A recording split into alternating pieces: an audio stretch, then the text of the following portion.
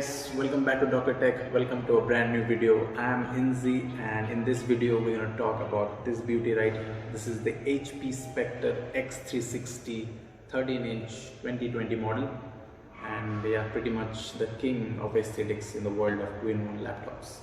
So I've been using this for the last 5 or 6 months. So this is my in-depth review about everything about this laptop, its pros and cons.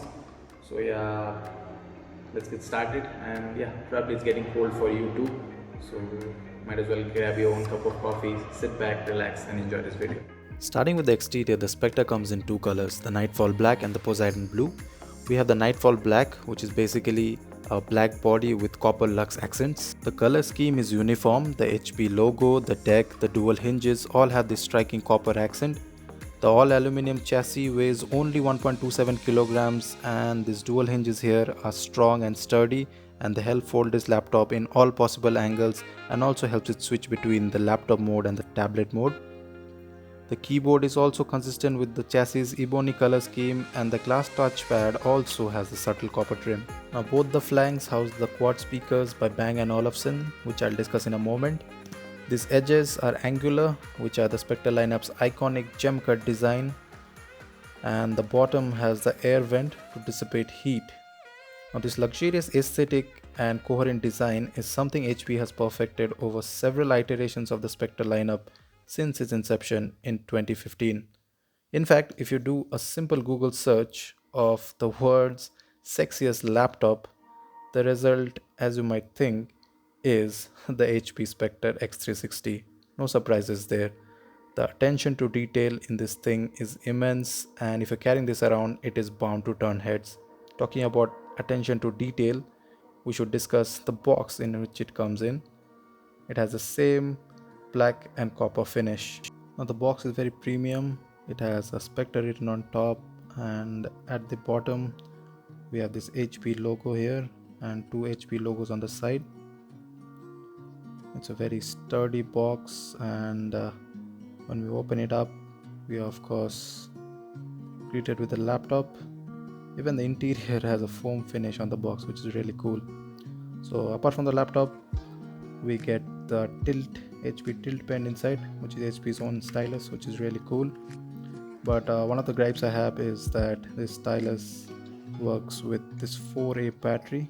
I would really like to see USB Type-C charging instead, which is coming when the next gen of the HP Spectre. Now the battery obviously goes inside like this, and on the pen you have two buttons which you can customize to whatever you need it to be. Apart from that, we get this leather pouch, which is really nice and premium. You can obviously house your laptop inside, and also there's a compartment to hold the pen like this. So this is really cool. Now you also get this 65-watt AC power adapter, which charges the 60 watt hour lithium ion polymer battery, and this Type-C cable. You also get this small 3-pin plug, and also an extended 3-pin plug with this wire. You can fit in either of them. I obviously prefer the smaller one because my switchboard is really close to my bed or my table. Let's start with the one hand opening test, and as you can see, the Spectre, in spite of being lightweight, successfully opens with one hand. Now coming to ports, on the left hand side we get this 3.5mm headphone jack. Yeah, the headphone jack is also becoming a rare commodity even for laptops. And also we have another Type A port, and the angular edge surprisingly fits a power button, which is really cool, and we can switch it on like this. This is really great usage of space. Buttons are pretty tactile as well, so you can see our laptop powering on just like that. And on the right we have the SD card reader, a webcam kill switch, which I will discuss in a moment, and two Type-C ports, one of which is a Thunderbolt 3 port, which helps in quick data transfer, and the other for charging. The charging cable fits in such a way that when we fold the laptop while it's charging cable does not obstruct it. Again, attention to detail at its best. The battery life on this thing is decent, I would say. HP claims 22 hours of battery life. I've been getting roughly 16 hours of battery life using it at peak brightness. This i5 model, obviously. Now for security and biometrics, we have this fingerprint sensor right there. So we switch on our laptop. Those two flickering lights is the world's smallest IR webcam used for Windows Hello. I have no idea how HP has managed to fit that in that small bezel. Now the fingerprint sensor works like a breeze, as you can see. And the IR webcam, of course, supports Windows Hello, which is really cool and very, very reliable. So I'll just show you the face unlocking. There you go, works like a breeze. Now the Spectre lineup takes privacy very seriously. With one flick of this webcam kill switch, the camera goes off no matter which application you're using. And also there's a dedicated mute button built on to the keyboard which turns off your microphone instantly, and it's very useful like in Zoom calls. Now finally, let's talk about this gorgeous display. Now this 13.3 inches display offers 90% screen to body ratio and one of the narrowest bezels you can find on any laptop. Now I have the 1080p Full HD LED bright view display, while you also have an option for a 4K OLED display with a peak brightness of a crazy 1000 nits. The panel is also VESA certified True Black HDR panel, and you can also tweak the display to your liking. The HP display app offers you 5 options. Now it also has eye safe technology, which basically means it filters blue light. This display is really a treat to the eye. Now coming to the keyboard, this is a full-sized edge-to-edge island style backlit keyboard with adjustable brightness, and my tapping experience has been really positive. The tree travel is great and the keys are clicky and tactile. I've not faced any problem whatsoever. And obviously not forgetting that this is a multi-touch supported touchscreen, so when I don't want to use the keyboard, I can use the touchscreen to do anything on the screen, and the touchscreen works great. It's very responsive and works both on laptop mode or when I fold it up into tablet mode. The hinges work great, and they instantly turn the laptop in the laptop mode to the tablet mode, and yeah, I can use the tablet mode without any problem. The touchscreen is great, as I mentioned, and even the weight distribution on this thing is great, so I have no problem holding it for long hours in the folded tablet mode.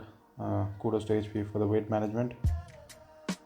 Next, the hinges also instantly folds this up into one of my favorite modes as the tent mode. It's my favorite mode for media consumption because the speakers are firing right towards me. So yeah, when I have to watch some Netflix or YouTube, I fold it up into this very cool tent mode. Also, I want to mention the trackpad. The trackpad has improved greatly. I mean, earlier Macs were way ahead of Windows laptops in terms of trackpad experience, but ever since the Windows Precision drivers came in instead of the Synaptics one, it works great, and all the gestures are supported. The 3-finger swipe for the recent applications, or the 4-finger tap for the control panel, or the 3-finger tap for the Awakening Cortana, etc. Now coming to the performance, I have the Intel 10 Gen Core i5 processor coupled with 8GB of DDR4 RAM and 512GB of SSD. You do get the option of 16GB RAM and i7 processor. So yeah, the performance is decent for an ultrabook. I have had no problem doing video rendering, keeping multiple tabs on my browser open, running Instagram or Spotify on the background. Performance is really decent for an ultrabook. And for the graphics part, you get the Intel integrated Iris graphics, which is not meant for hardcore gaming, but yeah, running some light games is really not a problem in this one. I played several titles which are not so demanding, so yeah, it's pretty decent for light gaming. Coming to the speakers are quad speakers by Bang & Olufsen, and yeah, they're decent, but yeah, not great like the ones from the Mac. They're a bit teeny, but yeah, they do the job. Here's a speaker sample.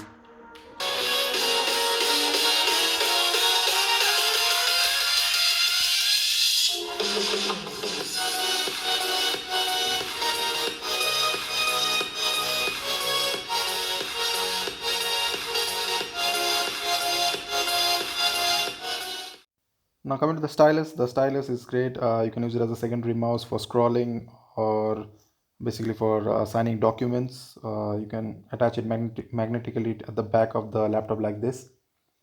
Yeah, and also you can obviously sketch with it, and there are pretty great illustrations online. Or you can use it for taking notes. Now this is a pretty decent stylus, given that it is provided free of cost. And there are some options in the uh, HP command center where you can customize the pen for your particular need. There are some really good options there. Now, a few other things that I should mention is that the Spectre has support for Wi-Fi 6, so in case you have a router that can take advantage, it's great. It also has Bluetooth 5.0, so yeah, that is great as well. Now, one thing I didn't like about the Spectre is its webcam. It's a 720p basic average webcam, which does the job, but it's not great. But kudos to HP that they could fit it into almost non-existent bezel. Now finally we have to talk pricing. So the HP Spectre starts in India at rupees 99,990 for the base model, basically 1 lakh rupees, and goes up to 2,36,000 rupees, which is basically for the i7 model, the all leather i7 model, which is called the Spectre Folio. So yeah, pretty steep pricing, but it is one of the best looking ultrabooks that you can get in the market, and also it really delivers on almost all fronts. So definitely one of the best ultrabooks available in the market. So that's it guys for this video. Please like, comment and share this video, and all your feedback is welcome. Thanks for showing all the love in the last video, and yeah, please try to show the same love for this video as well, even better if possible. So yeah, please subscribe if you haven't, and yeah, share this video among your friends.